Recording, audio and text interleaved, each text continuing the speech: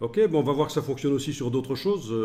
Eh bien, éventuellement, prenez le crayon. Vous prenez le crayon. Vous allez faire une forme fermée. Donc, on trace. Voilà. N'importe quoi. Vous revenez sur le point de départ. Vous avez une forme. Ok. Et vous lui appliquez le style graphique. Lequel? Celui-là ou l'autre? À vous de voir. Amusant ça, hein?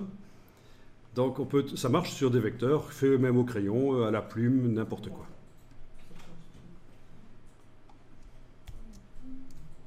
Alors, vous voyez ce que j'ai ici maintenant? J'ai un objet qui en fait combine deux styles graphiques.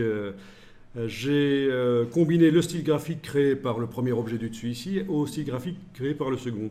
Voilà. Et au départ de ça, je peux faire un style graphique à nouveau. Voilà. Comme ça. Donc ça, je vais supprimer l'objet ici. Je peux faire n'importe quoi. Clic, clic, clic, je fais un triangle.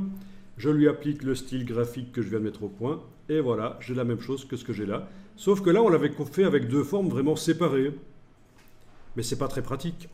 Si on veut faire un style graphique rapidement qui complexe comme ça. Je supprime à nouveau ça. Je vous montre que ça fonctionne aussi sur du texte. Je tape du texte que j'agrandis avec l'outil de transformation manuelle. On va le faire ensemble, hein. Donc ne vous inquiétez pas. Voilà. Pour le texte, je vais aller chercher la fenêtre texte caractère parce que je veux faire quelque chose de particulier ici qu'on doit faire également dans InDesign, c'est faire passer l'approche de paire en optique. Ça change la manière dont les lettres sont éloignées les unes des autres. Voilà. Et les textes ont l'air plus harmonieux comme ça. C'est quelque chose dont on parlera aussi dans InDesign. Et j'applique. Et voilà. On a du texte qui a le style. Alors, le problème, c'est qu'il était peut-être un peu petit, le texte. Je vais donc l'agrandir comme ça. Donc, très intéressant ce qu'on va voir ici, mais il faut s'accrocher quand on est débutant dans Illustrator, hein. Voilà, c'est un peu mieux ça. Oui, quand je survole le texte avec l'outil texte, on ne voit pas bien, mais voilà.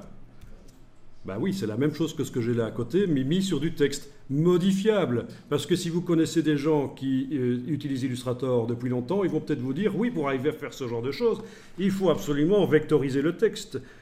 Ben non, là, c'est pas du texte vectorisé. Là, c'est du texte que je peux encore modifier.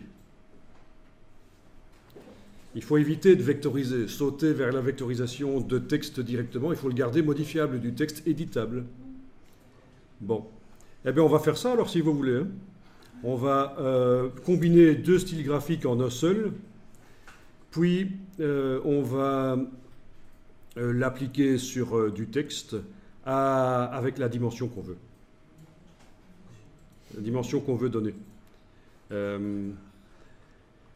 J'ai pas tout dit ici parce qu'évidemment, une fois qu'on est arrivé là, il faut redimensionner le texte pour qu'il soit plus petit sur ma page A4, mais qu'il garde cet aspect-là. Eh oui. Ok.